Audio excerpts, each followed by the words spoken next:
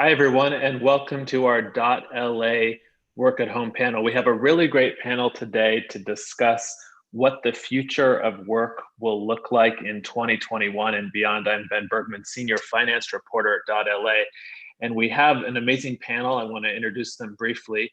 First of all, we have Jen Nguyen. She's founding partner at TEAMWERC. That's a San Francisco-based commercial real estate consultancy. She was also a founding workplace leader at Pinterest, Zynga, and Tesla. We also have Brendan Wallace. He's co-founder and managing partner at Fifth Wall, where he guides the firm's strategic vision. Fifth Wall is the largest VC firm focused on real estate tech. It announced the close of its second real estate tech fund last year with $503 million in dry powder. That makes it the largest VC fund in LA. And finally, we have Justin Bedecarre. He's co-founder and CEO of HelloOffice, and HelloOffice is our presenting sponsor today. It's a commercial real estate brokerage for the modern era, pairing experienced brokers and workplace leaders with end-to-end technology. HelloOffice enables companies of all sizes to find the right space to do their best work. Founded in 2016, the company recently announced they raised a $20 million Series A to help organizations navigate the future of work, led by the hybrid workplace. Their clients include Palantir, Y Combinator, and Brex, among many others. HelloOffice investors include Point72 Ventures, Initialized Capital, Founders Fund, and many more. So welcome to all of you. We're so grateful you could join us here on .LA. Good to be here.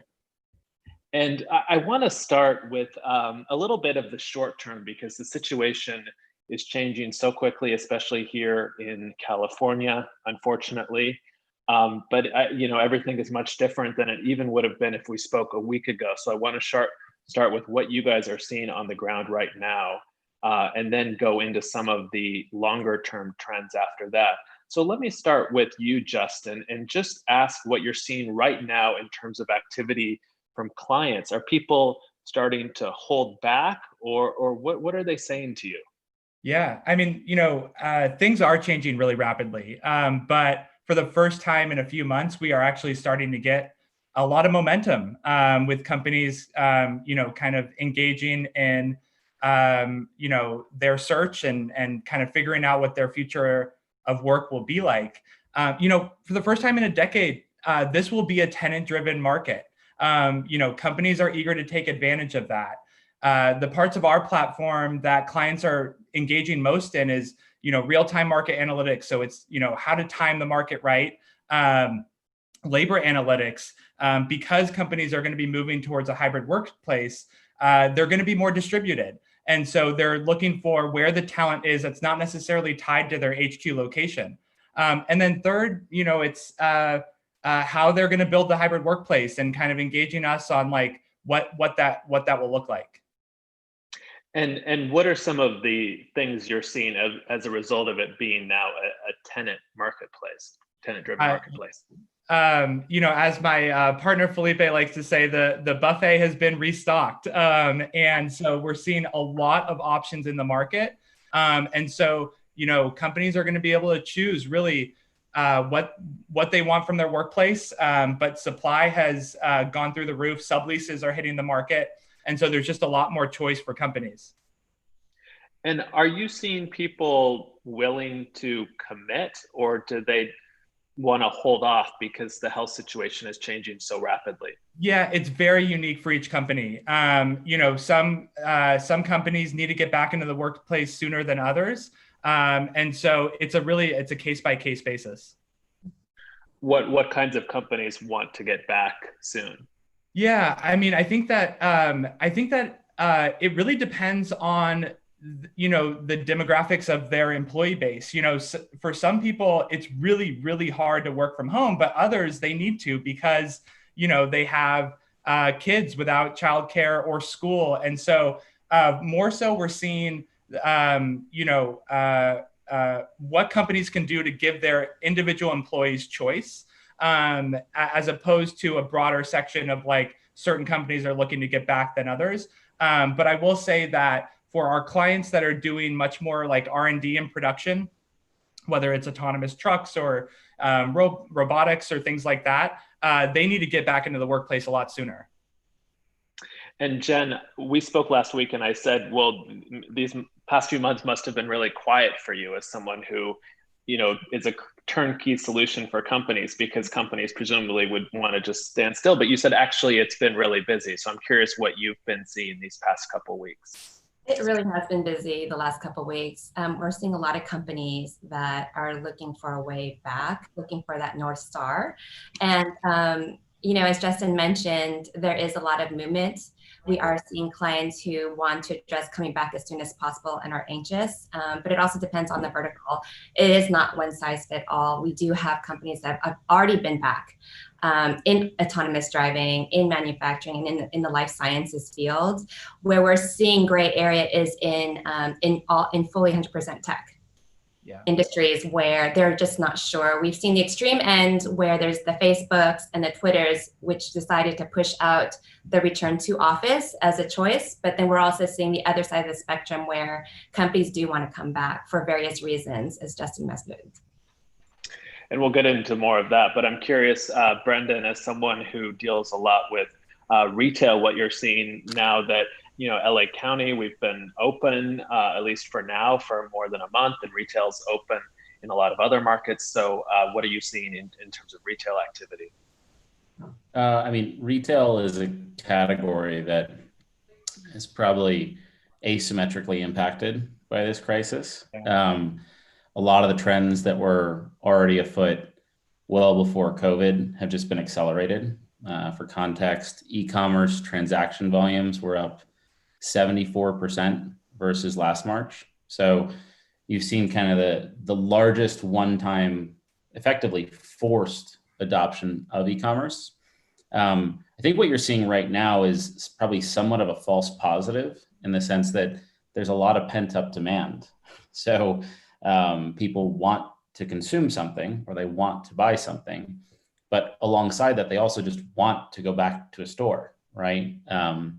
So it's probably a little early to gauge, but I think the acceleration of trends like the demise of department store retail, the demise of kind of Class B and Class C malls, and frankly, a trend favoring more omnichannel retailers, so retailers that have a presence both offline and online, you've really just pulled the future forward. And so we're kind of seeing what this steady state might look like in like 2025. But it's probably a bit early to draw a precise conclusion around whether people are going back to stores because laws are changing by the week, store closures are changing by the day, and there's all these confounding variables of pent-up demand. Yeah, that actually resonates with me, Brendan. My wife and I just moved and we went to a furniture store, wore our masks, picked things out, but purchased them online when we got back home. And we wanted to test them out. So I totally agree with you on that. Yeah. So, it's one thing, Amazon always says when there's antitrust concerns is online retail is still only 12% of purchases last year. And so for as big as Amazon is, there's still, most people are buying everything in person. So, you talk about an acceleration of a trend in the past couple of months. Brendan, how do you see those numbers shaking out? If it's 12% last year, where do we go in the next couple of years? You can just look at countries that are much more e-commerce forward, like the UK, even as a close proxy. The numbers are about double in terms of e-commerce penetration. So we're probably headed there a lot faster. I think the impact is going to be largely on the kinds of things that you can buy on Amazon, which are typically things where brand is less important, but the product specificity is really important. Like you want paper towels or you want batteries. I don't think we'll be going to stores to buy those kinds of things. I think that is a downward trend. On the flip side, I think the more intimate consumer products, so things that involve just higher degrees of consumer choice, and as consumer choice has expanded, a lot of the products and services that you would want as a consumer that are kind of core to your identity, you can't buy on Amazon. And you probably won't ever be able to buy on Amazon. And a lot of those brands require a physical store to kind of, build that intimacy, build that connectedness with their customer. So I think you'll just see a bifurcation. The trend is not categorical. So when you say that 12% of US retail sales are happening online, a lot of it is staple goods. A lot of it is goods that brand is not incredibly important. And I think you'll see a much higher level of stickiness with respect to highly branded consumer products that will always have an offline presence. Well, we'll return to retail in a moment, but I want to talk a little bit about working from home and how this all shakes out. We're all working from home. I think most of the people we know are. There was a recent new study from MIT that conducted 2 major surveys in April and May. They found that half of the entire American workforce is now remote, which is incredible considering that the most recent figures, there were about 3.4% of the population was remote. And that in itself was a huge shift because, as recently as 2013, we saw Marissa Mayer, CEO of Yahoo, banned working from home. So, I'm curious for you, Justin, as someone who works with a lot of companies, where you expect those numbers to shake out, after the vaccine and after this immediate health problem is over. Well, it's important to note that we believe the future is about choice. And right now, a lot of us don't have a choice. And so, there's in the short term, there's just tons of variables based on what city your office is in, the demographics of your team, and the type of work your employees are doing, right? Many of our clients are eager to return to the workplace in some form or another, but they can't right now, right? They can't rush that decision. They can't put their employees at risk.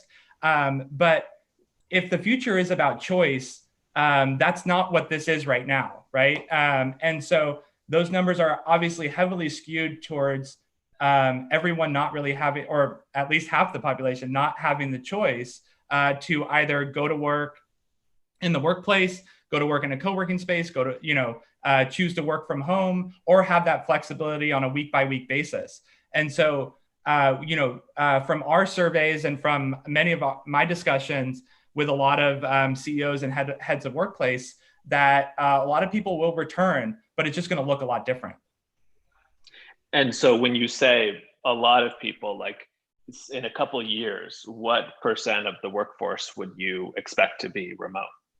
That's a really hard percentage to pinpoint. I think that the vast majority, the vast percentage of employees will be flexible, right? And so they'll be close to a workplace. Maybe they'll work 5 days a week. Maybe they'll work in the office, 1 to 2 days a week, and go to the office to meet clients, to collaborate with their team, to jam on the whiteboard. But I would say that if we see, 10 to 20% of, which is a huge shift, right? If even 10 to 20% of people are fully distributed, that's still 80% that are in either a 100% office situation, or I think at least 70 to 75% of all employees will be adopting the hybrid model. And you said workplaces will look different. How tell us, if we walk into an office that you have been working on and that's going to open next year for the post-COVID age, what will it look like when we walk in? Yeah, well, I'll touch on this. I think Jen will have some strong feelings about this as well. But I think that going back to what Brendan was talking about with retail, I think that there's a lot of parallels, right? Spaces are going to be much more experiential. They're going to be much more dynamic. And so you'll see space for heads down work, focused work where it's quiet and you can have your own desk. There will be a lot of different kind of dynamic common areas where you can bring a client in, or you can have a one-on-one with your team, or you can, grab a conference room. A lot of technology is going to be implemented in the workplace, right? So with the hybrid workplace, you need to tie people in that are local and you need to tie people in that are dialing in. And so a lot of what's amazing about being in a workplace is, having those kind of spontaneous conversations. You hear, it sounds cliche, but it's actually true, like talking in the hallway or, grabbing lunch and having, some ideas come about. I think that like technology is going to help people even in impromptu meetings, like whether it's a couple people in the office and, someone on your team is dialing in from Utah, that you're going to be able to have more spontaneous hybrid conversations in the hybrid workplace. So Jen, why don't you take a stab at that? If I'm walking into one of your new workplaces next year, tell me what it looks like.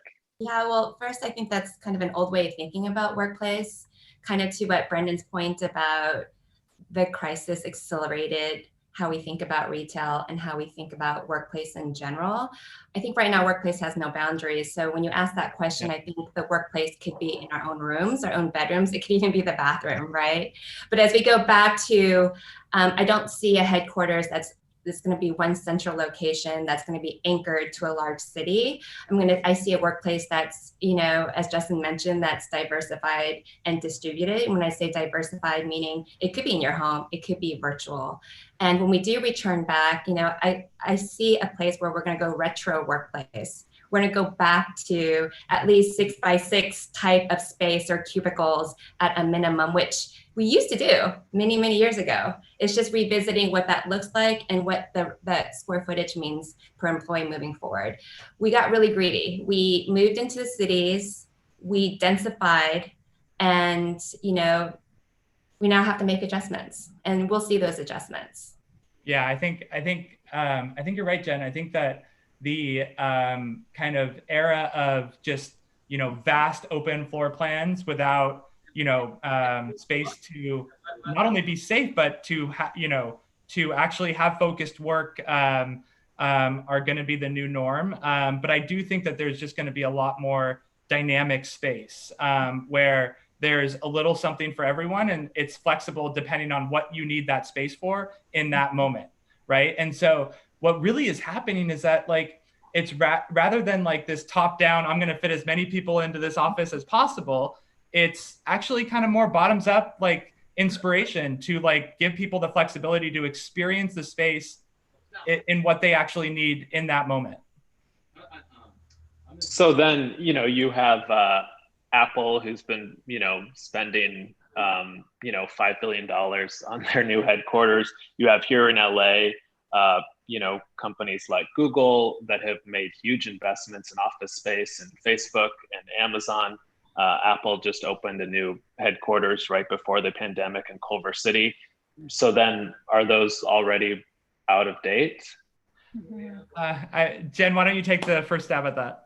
No, I don't think it's out of date. I think, just kind of going back in my experience, we used to do studies in workspaces. And I remember working with a lot of the CEOs, they've always asked me, well, Jen, I don't understand why you're saying we need more space. I walk around the space and there's no one there. Well, what happened was 60% of the folks that had space were not using it because they were using all the conference rooms.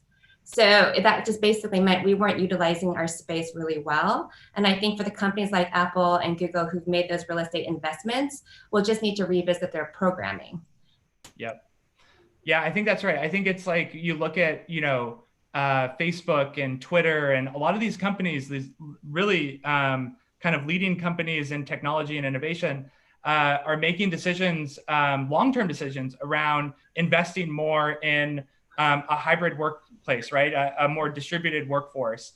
But they've also come out and said they're not giving up any square feet of their office, right? It's just going to change how they use it. And, a lot of these companies have not been public about it, but they've also been operating in a hybrid workplace for some time, right? And so, I have friends at Twitter, I have friends at Facebook, and they all feel like there's not going to be a lot that changes in how often they go into the workplace, but they're really excited about how differently they're going to use it, and how and these companies have the capital to reconfigure their spaces and reimagine them kind of for this new hybrid workplace era. So Brendan, if I know we have a lot of founders or wannabe founders trying to start companies. If I'm starting a new startup today, do I go spend a bunch of my capital on office space, or do I do a fully remote business? I've actually spoken to a lot of founders that are doing fully remote teams, and one of the things that I wonder about is, I mentioned the false positive in retail, which is people just want to go back to a store. I wonder a bit if the same thing isn't happening in office, meaning already remote work was happening. It was happening de facto. We all have mobile phones. We all use cloud-based collaboration tools. So remote work was already here. I certainly worked in my home quite a bit, and we also had an office. I think what's different is that work has been now monopolized in the home, right? So your workplace has been thrust into your home, and there's a reaction against that.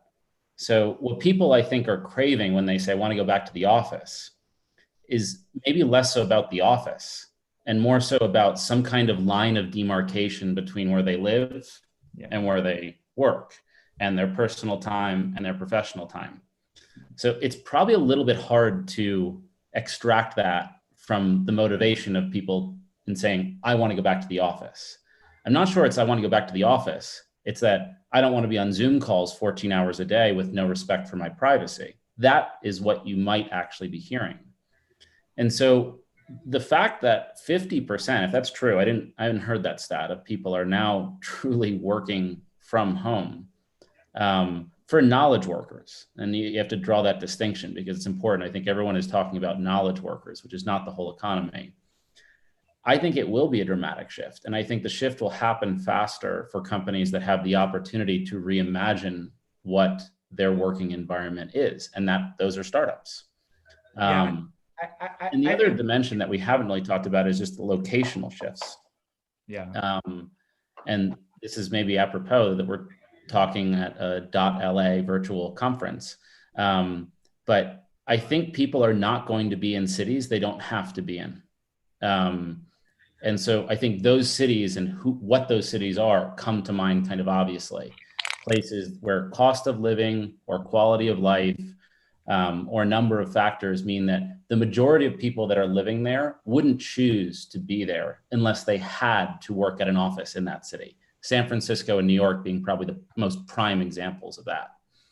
I think companies will blur that line, not only between remote work from the home, but remote work from satellite offices. Clearly there's a need for offices, but it might be that you have offices in 12 states for a company that previously would only have one headquarters office. And I think that is a potential future we're looking at as well.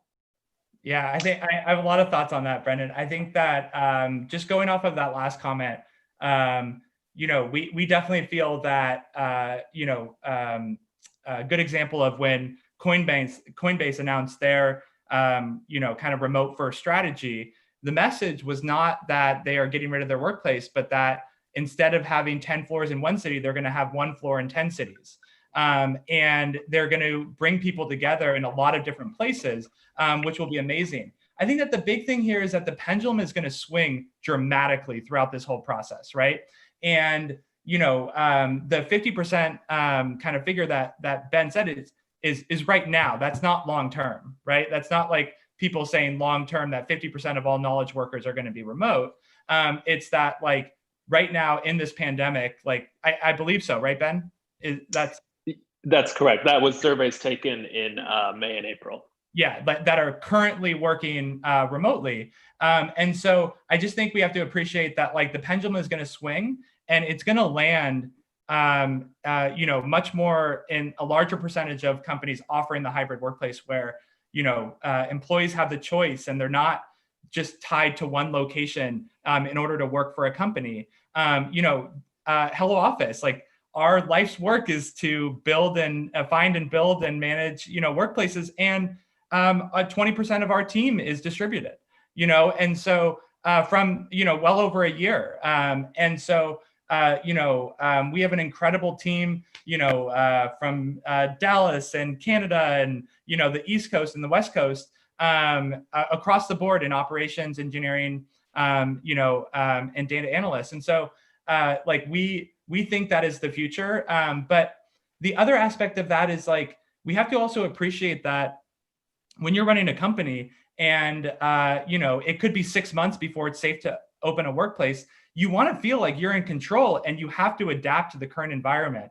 Unfortunately, that environment is not really about choice. It's about necessity. And so we're really excited for the opportunity to build the future of work when everyone actually has a choice.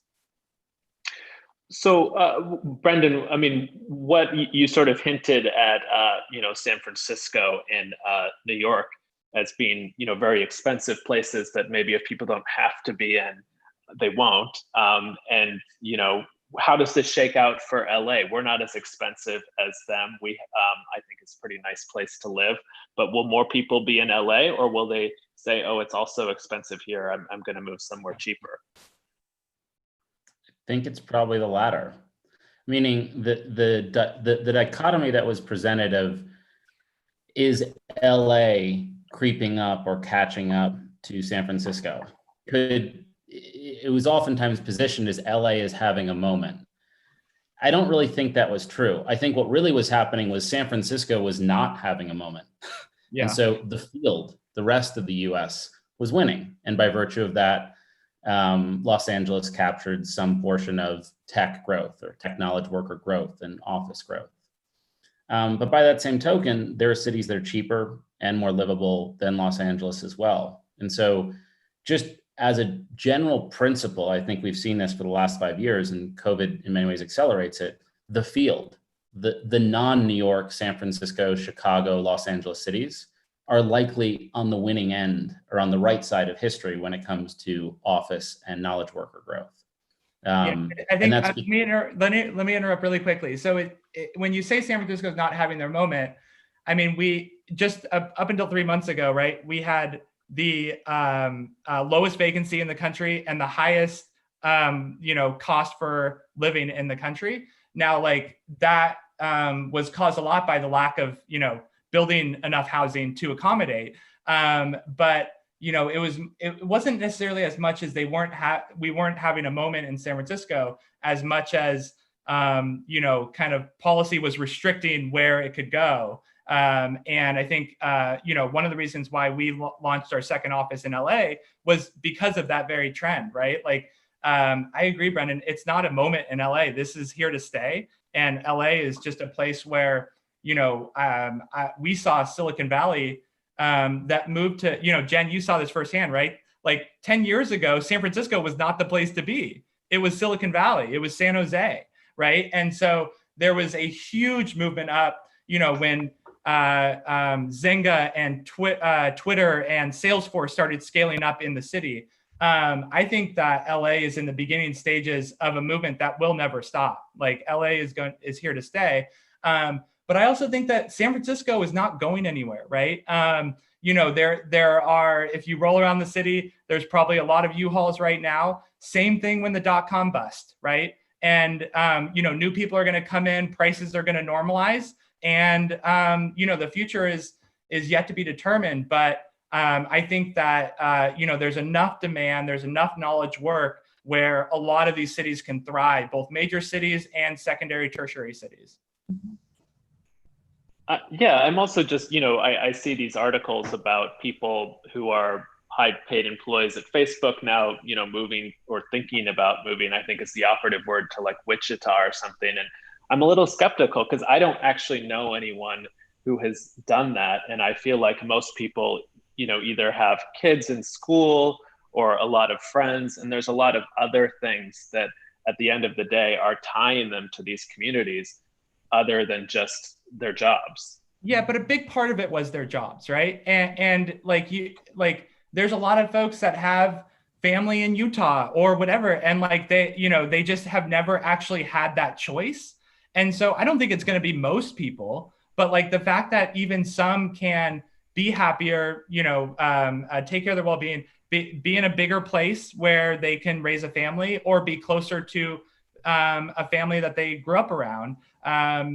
So I think that even a 10%, 20% shift where new people can, young people can actually afford to come into the city, and, more experienced folks that want to start a family can move to, places like Wichita. I think it's just such a net positive for the world, right? That like things can be more spread out.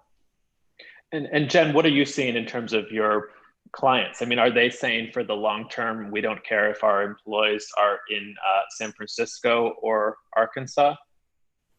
Well, I think what's happening with this crisis has actually given opportunity for other companies to actually lower that barrier of entry to enter these cities when they couldn't before. So we haven't actually talked about that.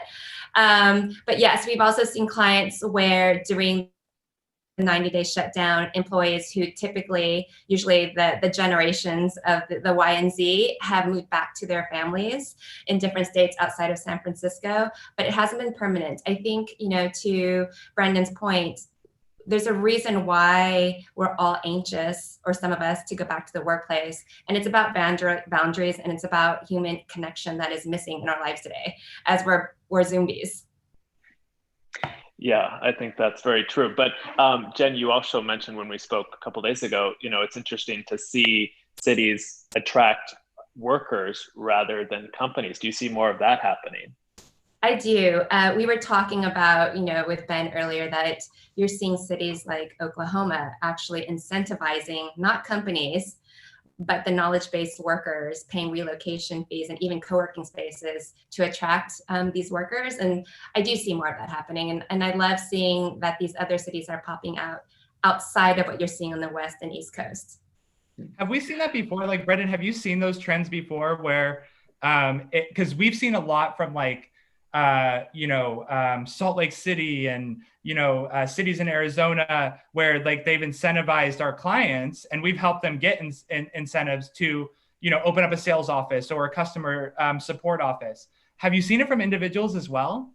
So it's interesting because this is a trend that happened right throughout the 80s and 90s, which was that there was this narrative that American urban cores were dying, and that instead many businesses were moving to the suburbs, and they'd get tax incentives from the counties or the local jurisdictions there to do so. But the prize was you had to move an office to get the workers, to get the tax revenue, to get the income, to get the base, the employee base to move. What's different, and I think we're probably in the very early stages of it, is that this is kind of like a Slack model of attracting businesses, which is you first go after the actual employees without the consent of targeting the corporation itself. And so I think in a lot of the pitches that you'll see, and to be clear, cities are in a fight for knowledge workers. They definitionally are. They want that tax base. They want that revenue base. They will try to appeal probably to younger, more mobile, millennial, Gen Z workers and attract them directly and say, well, once there's a core base in Salt Lake City or in Wichita or in Tampa, well, that company will have to open an office there. So it's a bit of a different dynamic. It's more of a government to consumer marketing strategy than a government to corporation marketing strategy. And we're in the very early innings of that. And so that literally would not have been possible, I think, if two things hadn't happened. One, the forward progress of cloud-based collaboration tools didn't exist. We were all not on viable working internet connections to hold this panel discussion. And the second thing is COVID hadn't happened, because COVID was this like unplanned, forced test of the integrity of those tools and the integrity of a workforce that's working remote. And I would say everyone, like just, this is based on a personal survey, but every CEO I've talked to, the response to what has surprised you about the COVID crisis has been, I've been shocked at how productive my company is working remotely. If you were to ask me a priori in January, what my productivity would be if we instantly in a week shifted to a work remote environment, I would have never estimated it would be this high. So those two things happened. And I think cities are going to deftly target those workers directly from companies. Yeah, I think I have a couple thoughts. I think that, we've seen similar productivity, at least maintaining productivity, if not productivity gains, with certain teams at HelloOffice. It's yet to be determined how much of that is built up by the relationships that we built up in person over time. I think that's just something that we have to see play out. And then it's also, how much of our roadmap was already set to where we could just go heads down and, work is a lot more transactional right now, right? And that's really good for productivity, maybe not so good for, mental health or creativity kind of innovation. There have been a small number of case studies that have proven to excel in that, whether it's GitLab or WordPress or others, but it certainly hasn't happened at scale. And so, the coming months will be really important, but I think like the really amazing thing about all of this is that it will really fine tune like what type of work is good for a certain environment and what type of work is good for another environment. And that's why we're so adamant about the future is hybrid, because we're going to be able to create both of those workplaces, whether it's at home, like Jen talked about, or taking a call from a bathroom or whatever. Like it's much more about having the flexibility of choice to be like, I know what I need to do. I'm going to go heads down, or like, maybe I'm not going to hop on a plane as soon as I had hoped. And I can have just as efficient meeting over Zoom. But it's just going to be so much more flexible. And the future really is about choice. One of the interesting things that I think no one knows the answer to right now is what happens with income tax. Because right now, state governments and the federal government has this real problem of Fifth Wall's headquarters is technically in Los Angeles, right? But if we have a remote workforce that's all over the place and income is flowing to those knowledge workers, where are they paying income taxes to? That's not really been a question that state governments have had to deal with at scale. But as you can imagine, it's massively consequential to this exact question, because the reason cities provide the incentives they do is to attract workers who generate incomes that in turn generate income taxes. And a distributed workforce really unwinds that. And so there's going to be a really important philosophical tax question of, do you maintain the tax base where your company is headquartered, or can you work remotely? And the interesting thing is we've dealt with this internationally. So that's why there's so many companies, tech companies in Dublin, right? Is because the tax incentives there. But you could envision similar regimes emerging in the US, where cities or states provide tax havens to sought after knowledge workers to attract them to buy homes and to, generate sales taxes and generate income taxes. And then set up a business there too and generate business. Exactly. Well. Yeah, then that would be a huge incentive to move out of California and New York. But I'm curious, just Brendan, in terms of someone who works with a lot of developers, and how you see this shaking out, because if you have more workers moving out, I mean, there's talk of like Lower Manhattan just being sort of like a ghost town, because all the businesses there are supported by people coming into work every day. And if that doesn't happen, there's so many supporting businesses that won't be as vibrant. So how do you see this trend just more broadly shaking out? It's up to the cities, right? The cities are going to be, some of them are going to be in existential fights. Manhattan is a perfect example. It's not a desirable place to live, despite Manhattan's best marketing efforts to make it one. It's not. And in the absence of large corporate headquarters there, what's that? It is for some though, right? Like, I mean, it can be an amazing place to live. But mainly because of cost of living, right? Because Manhattan is very expensive and rents are lower. But in the event that there was a mass vacation of, I don't know if that's a word, but we know what you mean. Vacationization of of lower Manhattan, I think that would change the attractiveness of that as a bedroom community, which it is today. All of Battery Park is a bedroom community, and all the businesses that support that. I don't know this for sure, but I would estimate that a significant portion of the people living in lower Manhattan, in particular in the financial district, are also working there. And there's a convenience and a cost advantage. And when you start to shake those things up, cities are going to have to reposition business districts in a way that they never had to. And it doesn't all mean downside. I think in a lot of cases, it's an opportunity for rebirth and recuration of a whole section of a city. But it just means that the future is not likely to resemble the past going forward as much as it did 5 years ago, 10 years ago, 15 years ago. And what about downtown LA, which is where I sit right now, because that used to be a place that was empty at night. And now it's mostly residential and you have all these new buildings going up. Do you see, what do you see happening to downtown LA? Is that a question for me? Yes. I don't know enough about it. I know that part of the reason downtown LA has also become attractive is cost of living.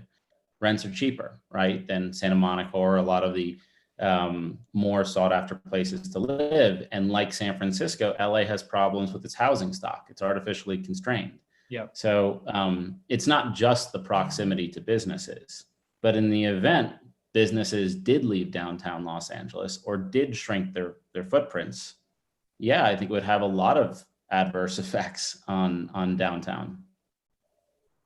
We have a question from our audience that I want to direct to Jen, and that is, what are you seeing in terms of specific COVID precautions that employers are taking, specific steps to make their workplaces safer? It's a good question. The first step we're actually seeing is really looking at their current real estate footprint and how you layer the guidelines of 6 foot social distance and what that impact does to your own space. Because that will then drive your strategy on returning back to work. And in most cases, the companies that we've worked in general, we've seen a loss of about 40% of real estate in those studies. In terms of density? Yeah, yeah, go ahead, Justin. What were you gonna say? In terms of like 40% loss in density, or 40% loss of real estate because of the 6 foot social distance. Yeah. So in some cases where we're talking about the knowledge-based tech workers, typically in San Francisco, you're seeing an average of 100 to 150 square foot per person. Now, after layering the social distance guidelines of the minimum 6 foot, which we don't even know today if that is enough, you're needing at least 300 to 350 square feet more per person. Right. Yeah. I mean, we're seeing similar in terms of how we're advising our clients. I think that the overarching strategy has been a phased-in approach, right? In terms of like getting people back into the workplace. That's what we're doing at HelloOffice.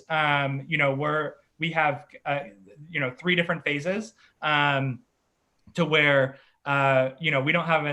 we couldn't fit everyone when we expand to Jen's kind of 6 foot ring of reality, and so you basically don't have a choice but to phase in your team to get them safe. We're adopting different technologies like, Envoy Protect and density to where we can track like how many people are in the office at any given time, where they've been coming from somewhere else, how to regulate, visitors and everything. And so I think that you can't be too cautious right now, and for the folks that need to come into the office, either it's to serve clients or because they just can't get their work done anywhere else, you have to cater to them first. The other important thing about this is that you have to think about all of your employees, even when you're doing a phased in and that some are not going to be coming in on that first phase, because you also don't want to have people be pressured into come into the office sooner than they would if they had the choice, because maybe their manager is coming into the office every day. And so you really have to completely adopt the hybrid workplace and accommodate people dialing in from anywhere in order to not only keep the employees safe that come into the office, but also not create FOMO from others that can't come into the office because they're not in that phase, or that like they don't feel like they're going to succeed as much at the company because like they're not in those first phases. And so you really have to be thoughtful about the approach. And that's why working with, companies like ours and TEAMWERC to make sure that you do it right and to think about as many factors as possible in the return, because it's a very complex issue. Can I actually ask, I'd be curious, Justin and Jen, to get your perspective. I asked a lot of real estate CEOs this question, which is related, which is, why do we have a 5-day work week? And I didn't really know the answer to that, but in some ways the 5-day work week was a product of the agrarian age and then the industrial age, but we're now in a post-industrial economy. Like, you don't need to rely on supply chains to produce code. You don't need to rely on daylight to produce code. And a lot of the strain on a city's infrastructure comes from the fact that we have a 5-day work week, and typically the work day is constrained around daylight hours, 9 to 5, 9 to 6. Right. Do you see offices as becoming more of a 24-hour work environment, and that shift being tied in very closely to the public health considerations of keeping employees safe? Yeah, I mean, there's so many factors to that question, right? Like, a lot of people build their work week around their families, right? Like, their kids go to school, they come back from school, the weekends are for sports and everything. Like, it's such a provocative question, right? Because for the most part, we actually don't know yet. Like, when we actually truly give people the choice to work when they want, where they want, how they want, do they tend to, come in at off hours, or like the clock in, clock out 9 to 5, like, is such a relief that it's going to go away for the most part, right? Like, it can't for everything. But giving people the choice, like, I'm a big believer in sleep, in the book Why We Sleep, and there's a lot of like, ingrained in humans in terms of like what the best sleep patterns are and our circadian rhythms throughout the day. And so, a lot has been built up around that in terms of like, having routine and having your work hours and your, time to kind of get your mind ready to get a good night's sleep, and then, do it again. But I'm just really excited about the flexibility. The hybrid workplace can do that. But, some people are night owls, some people are morning, when we get to a more distributed workforce, right, time zones are going to be a big factor in when people come together and when they're able to do heads down work.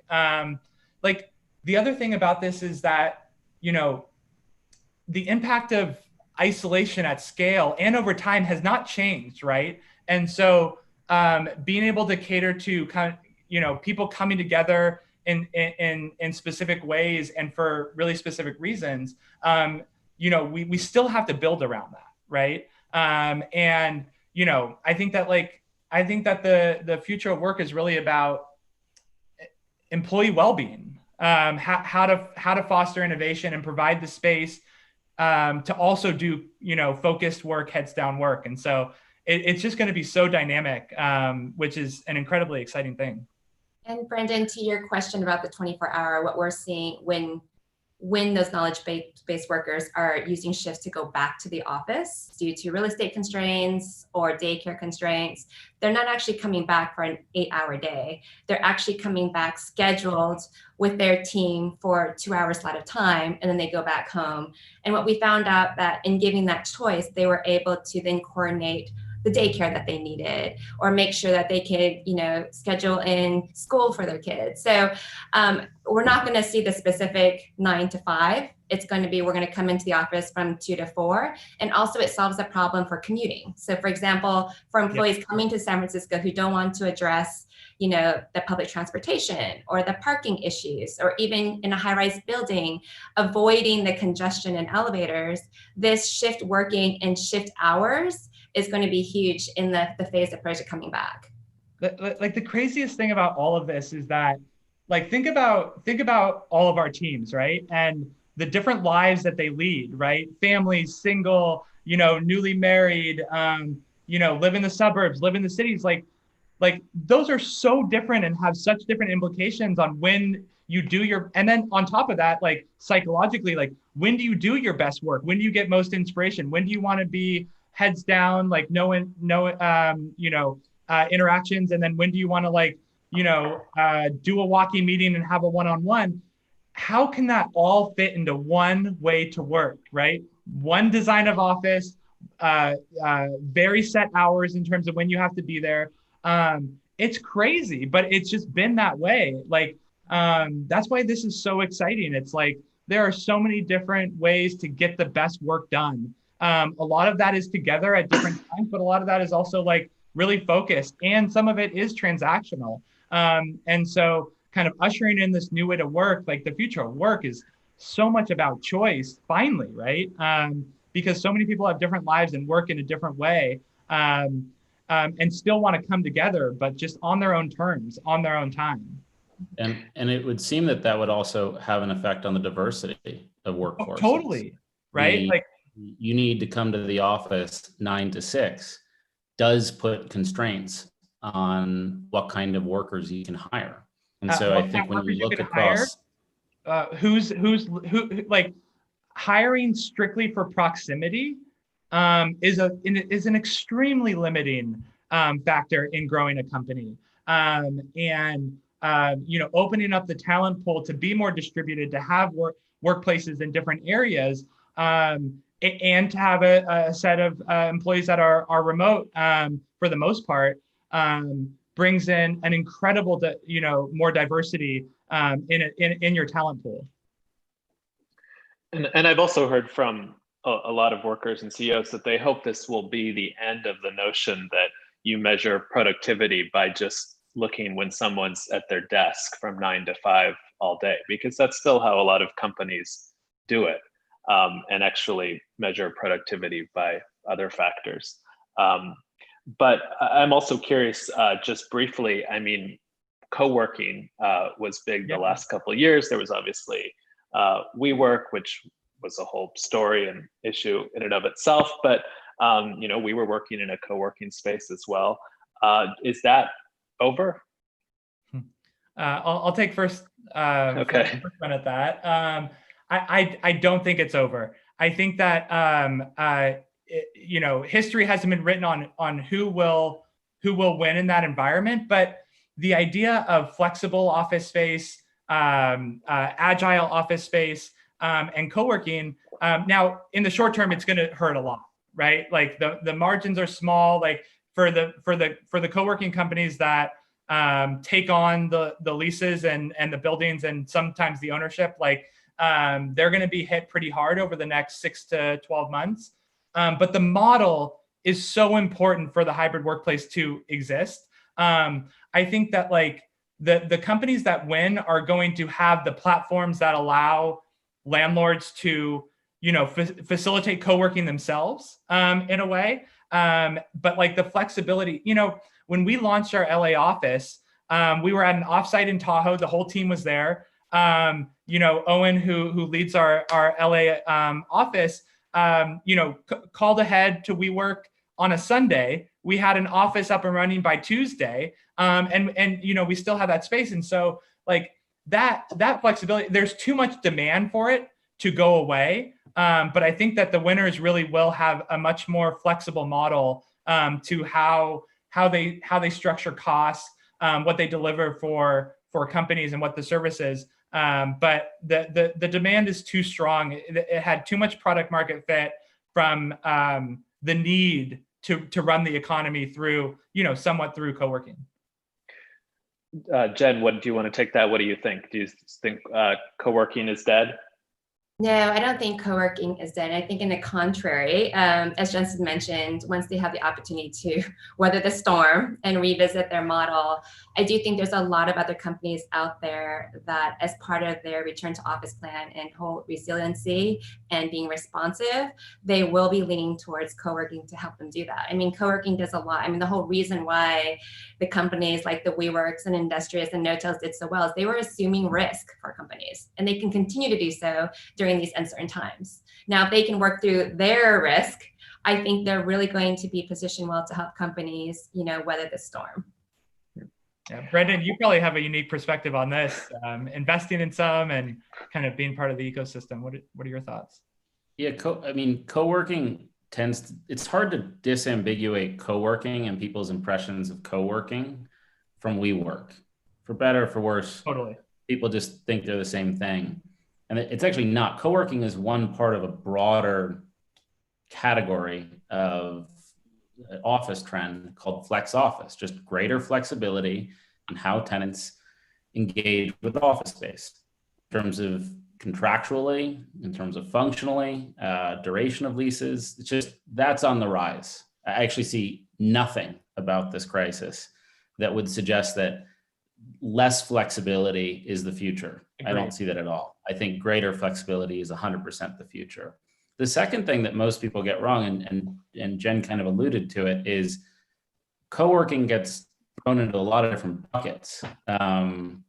It gets thrown into one bucket, but there's a lot of different business models. Like what killed WeWork is a mismatch in the duration of its assets, the leases it has with small tenants, and its liabilities, these long-term leases. And like any financial historian knows, that's the number one killer of businesses. That's the cause of every banking crisis, right? Since the beginning of banking, that is the cause of every banking crisis. So of course, it's very dangerous. What you're seeing more of is that a lot of flex office companies are instead structuring themselves like management companies. So They're just simply managing space. They're not taking on the liability of a lease. So it's like what happens in the hotel industry. So when Marriott operates a hotel, at least in the US, it doesn't lease that hotel from the hotel owner, it just manages it. And they get a percent of revenue. There's sometimes incentives to generate more, but they operate it, they market it, they set the pricing, they change the coffee, they clean it, they do all the stuff that's required to serve these smaller tenants or these kind of flexibility minded tenants. And I think those companies are actually doing really well right now. That's what we've seen in the market. So it's hard to kind of make a blanket indictment of co-working based on WeWork, although I would agree WeWork's in bad shape. But the secular trend, I think, is unabated. Well, we're just about out of time, but I just want to ask for about 30-second final thought. And I also want to ask one thing out of all of you, because I'm a little confused because I keep hearing that so much more work will be remote, yet offices will be bigger. So do you think that in the future companies are going to be spending more or less on real estate? And let's start with you, Brendan. The question is whether companies will spend more or less on real estate in the future? Yeah. I think it's going to be neutral. I think there's vectors pointed in all different directions, but net of it all, my best guess is neutral. Okay. Jen? What about you, Jen? Placing bets. Well, I think we have leases that there's already obligations. And given the uncertainty, we're working with companies to weather the storm using their current real estate, but optimizing it to do this, right? I think that's the problem. Right now, we have the real estate, we have the commitments. Let's use what we have. Let's use the technology. Let's use our space smarter. Let's weather the storm and let's see. I think what's happening is everyone's getting really anxious. And as Justin mentioned, it's now a tenant market. There's a lot of opportunity now where those barriers of entries are low, where we can actually go and get those guidelines in place and have a hybrid approach of both getting real estate and actually have a distributed, model as well. Yeah, I think that it would be a mistake to base decisions solely on, the future of the way that your company works based strictly on how much you can save on a lease. Like there are a lot of costs around all of this. And so think about like, how can you give your employees the most choice? How can you get the best work done? How can you protect the well-being of your employees?